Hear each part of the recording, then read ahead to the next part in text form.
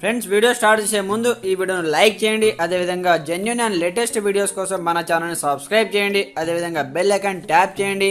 మీకు all notification వస్తుంది. All పైన ట్యాప్ చేయండి. Hi friends, welcome back to our channel. So friends, మనకు కంప్లీట్గా రుణమాఫీకి సంబంధించి లేటెస్ట్గా అప్డేట్ అవడం జరిగింది. ఆదాయపు పన్ను చెల్లిస్తే మాఫీ ఉండదు అంటూ కూడా ఇక్కడ లేటెస్ట్గా హెడ్లైన్ చూసుకోవచ్చు. రాజకీయ నేతలు, ప్రభుత్వ ఉద్యోగులకు కూడా అంతే, చిన్న సన్నకారు రైతులకే రుణమాఫీ అంటూ చూసుకోవచ్చు. సో యాస్టీజ్గా సేమ్ టు సేమ్ మనకు రైతు బంధు కూడా ఇవే విధి విధానాలు వర్తించనున్నాయి. రాజకీయ నేతలకు, ప్రభుత్వ ఉద్యోగులకు రైతు భరోసా కట్, చిన్నకారు సన్నకారు రైతులకే రైతు భరోసా డబ్బులు చెల్లిస్తామని ప్రభుత్వం అయితే క్లియర్గా చెప్పడం జరిగింది. అలాగే ఐటీ రిటర్నులు దాఖలు చేసిన వారికి పథకం వర్తింపు, రైతు రుణమాఫీ మార్గదర్శకాలపై కొనసాగుతున్న కసరత్తు, ముఖ్యమంత్రి కార్యాలయంలో ఐటీ చెల్లింపుదారుల జాబితా అంటూ చూసుకోవచ్చు. 10 ఎకరాల పరిమితి, కౌలు రైతుకు భరోసా అంటూ కూడా చూసుకోవచ్చు. ఐటీ రిటర్న్స్ దాఖలు చేసిన వారికి, రేషన్ కార్డు లేని వారికి ఇవ్వాలి.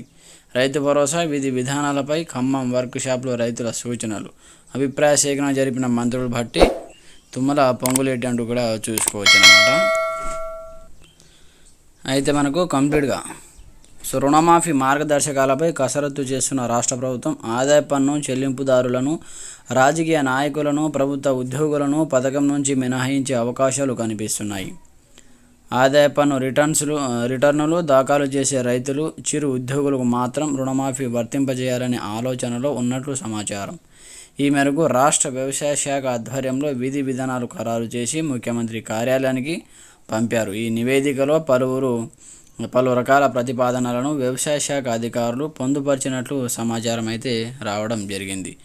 అలాగే రాష్ట్రంలో ఆదాయపు పన్ను చెల్లిస్తున్న వారు ఎంతమంది, పన్ను చెల్లించకపోయినా ఐటీ రిటర్నులు దాఖలు చేస్తున్న వారెందరు అనే వివరాల కోసం ఇటీవల రాష్ట్ర ప్రభుత్వం కేంద్ర ప్రభుత్వానికి లేఖ రాసిన విషయం తెలిసిందే. ఆ వివరాలు ఢిల్లీ నుంచి వచ్చాయని, ఆ జాబితాను ప్రభుత్వం ముందు వ్యవసాయ శాఖ ఉంచినట్లు సమాచారం.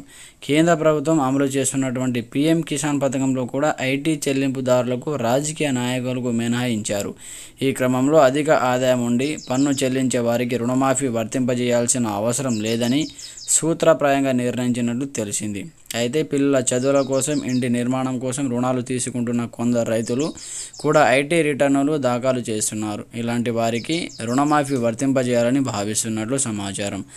రాజకీయ నాయకులు, వివిధ పదవుల్లో ఉన్న ప్రజాప్రతినిధులను కూడా రుణమాఫీ పథకం నుంచి మినహాయించే అవకాశాలు ఉన్నాయి.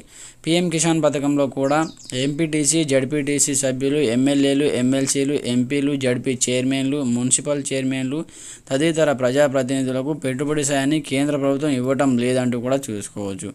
అవే మార్గదర్శకాలను రుణమాఫీ పథకానికి వర్తింపజేయాలని రాష్ట్ర ప్రభుత్వం భావిస్తున్నట్లు తెలిసింది. ఇక ప్రభుత్వ ఉద్యోగాల విషయానికి వచ్చేసరికి ఎక్కువ జీతం తీసుకునే వారికి రుణమాఫీ వర్తింపజేసే ఉద్దేశం లేదని, అయితే తక్కువ జీతం తీసుకునే చిరు ఉద్యోగులు రైతుల జాబితాలో ఉంటే వారి వరకు రుణమాఫీ చేద్దామనే ఉద్దేశంతో ఉన్నట్లు సమాచారం.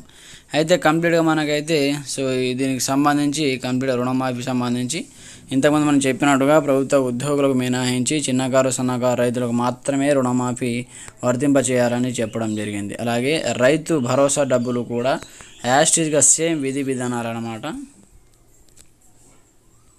అయితే మనకు కంప్లీట్గా రుణమాఫీ పథకానికి సంబంధించిన మార్గదర్శకాలను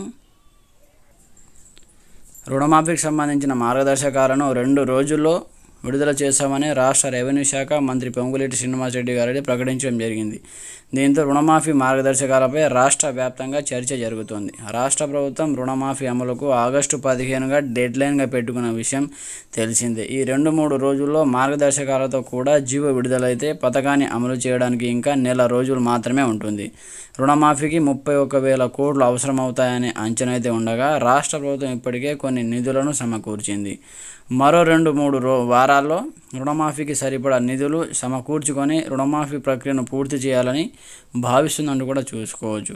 సో మొత్తానికి మనకైతే రుణమాఫీకి సంబంధించి కంప్లీట్గా ఖజానాను సమకూర్చిన తర్వాత అమలు చేస్తామంటూ కూడా చెప్పడం జరిగింది.